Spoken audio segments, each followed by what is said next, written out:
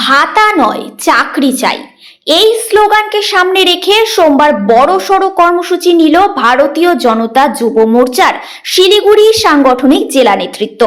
প্রথমে ভেনাস মোড়ে চাকরি চায় বাংলা শীর্ষক একটি ক্যাম্পের আয়োজন করা হয়।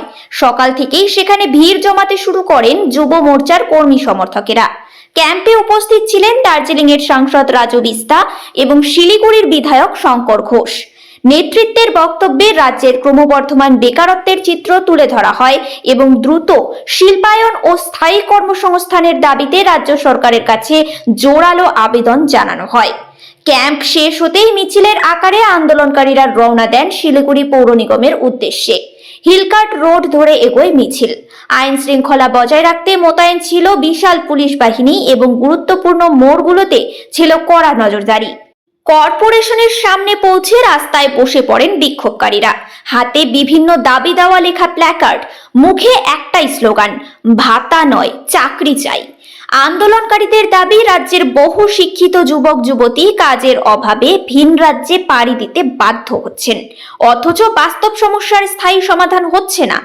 যুব মোর্চার নেতৃত্ব জানিয়েছে, কর্মসংস্থানের সুনির্দিষ্ট রূপরেখা ঘোষণা না হওয়া পর্যন্ত তাদের আন্দোলন চলবে।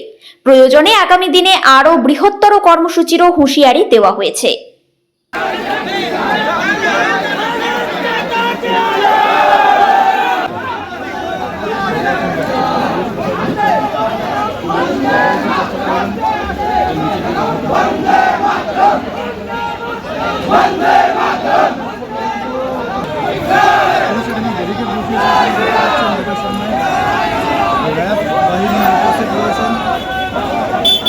পুলিশ কর্তারা এখানে যথাক্রমে উপস্থিত রয়েছেন।